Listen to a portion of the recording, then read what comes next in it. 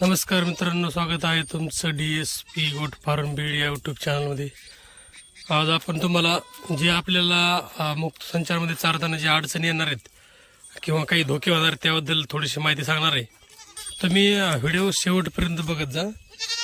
काय करता तुम्ही व्हिडिओ बघताना अर्ध्यातच सोडून देता बघा. त्याने काय होतं, तुम्हाला मग पुरेपूर माहिती भेटत नाही. आणि व्हिडिओला सबस्क्राईब करायला विसरत जाऊ नका.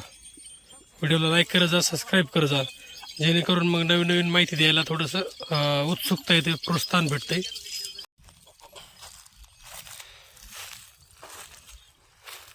तुम्ही जर मुक्त संचारमध्ये सेवा चालत असाल तर या प्रकारे थोडंसं लक्ष द्यायचं गरजेचं आहे बरं का. आमच्या इथं बाजूला गावामध्ये 8-10 शेळ्या असेच चाराला घेऊन जात होते.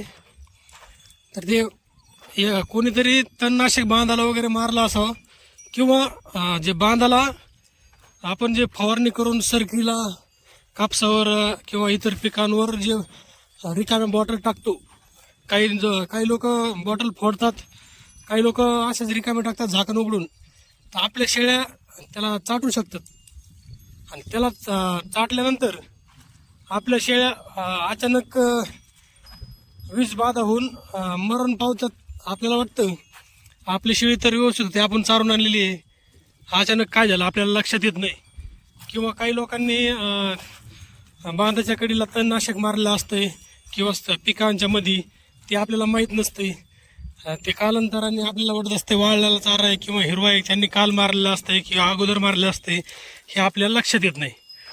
उद्याच्याला काय असतं, एखादा माणूस कुंडस म्हणून बी आपल्या शेळ्या झाल्या तर एखाद्याला देखवत नसतंय, बघवत नसतंय, तर त्यांनी आपल्या शेळ्यांसाठी मुद्दामून जर तणनाशक वगैरे मारून ठेवलं, आपण उद्याच्याला घेऊन गेलो अचानक, तर ते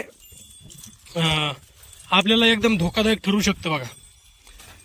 त्याच्यामुळं तुम्ही काळजी घेत जा शेळ्यांची. आपलं कसं आपण एवढ्या मेहनतीने जित्राप तयार करत असतो, हे प्राणी आपल्याला याला तळ हाताच्या फोडासारखं जपावं लागतं. शेळी पालन एवढं वाटतं सोपं नाही बरं का, हे अवघड असते, त्याला भरपूर काळजी घ्यावी लागते.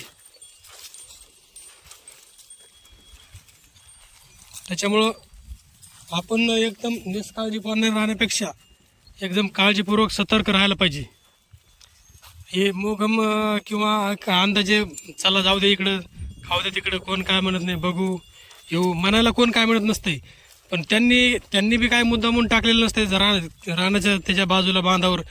पण त्यांनी जे मोकळं झालं टाकलेलं असतं किंवा काही चौरलेलं असतं, शेवटची फवारणी असते, याला घरी नेऊन काय करायचं, जाऊ द्या पडू द्या म्हणतात, ते कशाला घरी न्यायचं आहे.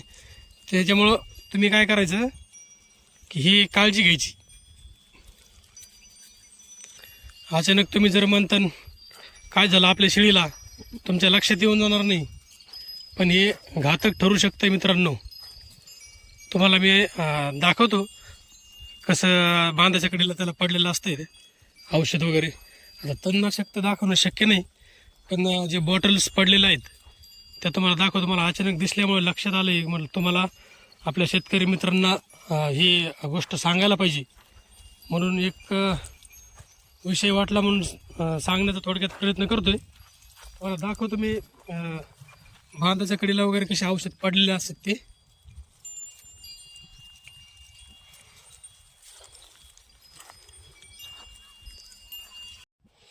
आता इथं बघा बाजूला, आता आपण इथं आलतो ना, तर इथंच बाजूला बघा इथं आहे झाड, आंब्याचं झाड आहे हे बघा. आता ह्या आंब्याच्या झाडाच्या बुडात हे बघा अशा प्रकारे हे बघा अशी बॉटल पडलेली असते. हे बघा याच्या बाजूला हे पण एक खोकं कशाच तरी, हे बघा आता हे बॉटल आहे. तर काही शेळ्यांना मेन कापड वगैरे चाटायची चावायची असते, आणि शेळ्यालाच नाही, तुमच्याकडे जर दुसरे इतर जरी कुठले जनावर असतील तरी पण ही काळजी घ्यायला विसरू नका. हे बघू शकता मित्रांनो, आता किती बॉटल्स पडलेल्या तिथं. आता आपण म्हणत नाही की हे शेतकऱ्यांनी मुद्दामून कापून टाकलेत बॉटल, त्यांनी त्यांचं काम त्यांच्या पद्धतीने केलेलं आहे. पण हे बघू शकता असं बांधाच्या त्याच्या ठिकाणी त्यांनी, आता मोठे शेतकरी त्यांनी भरपूर अशा प्रमाणात औषध आणलेले असतात ते अशा बांधाच्याकडे टाकून देतात ना. ते काय आपल्या शेळ्यांसाठी टाकतात असं आपण म्हणत नाही, परंतु आपण आपली काळजी घेणं गरजेचं आहे. हे बघू शकता किती मोठं बॉटल आहे. आता ही बॉटल आहे कापलेली, हे बघा.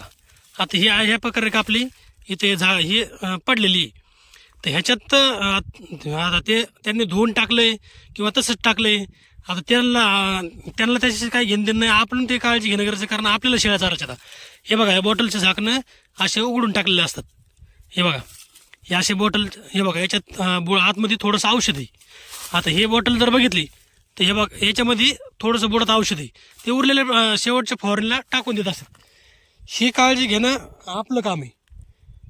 आपण कुणाच्या शेताला चारायला जातोय, कुणाच्या रानात जातोय, ती काळजी आपली स्वतःची जिम्मेदारी. आपल्या जे जनावर जित्राब आहे.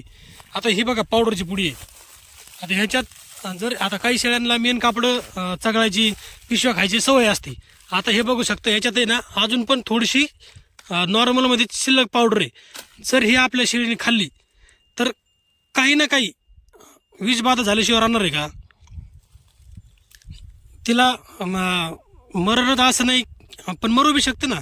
हे कीटकनाशक आहेत सगळे, हे टॉनिक कीटकनाशक आहेत सगळे, हे कापसावरचे. हे बघू शकता, हे कापसावरचे सगळे कीटकनाशक आहेत तिथं. ह्याच्यामुळं आपली शेळी मरू शकते, विषबाधा होऊ शकते. गाभण शेळी असली तर गाबडू शकते. त्याच्यामुळं ही काळजी घेत चला. जर तुम्ही थोडा वेळ जरी शेळ्या चारत असताल तर ही काळजी घेत चला. हे बघा, आपले लहान लहान आपण शेळ्यात कड आणत असतो, त्यांना काही एवढं लक्षात येत नसतं. ते कशाला पण चाटू शकतात. त्यांना थोडंच माहीत असतं का आता हे विषय आपण याच्यापासून मरू शकतोय, असं काही नाही.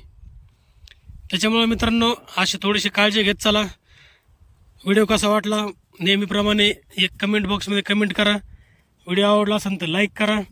नवीन बघणाऱ्यांनी सबस्क्राईब करून घ्या, सदस्यत्व घ्या, शेअर करा. धन्यवाद मित्रांनो.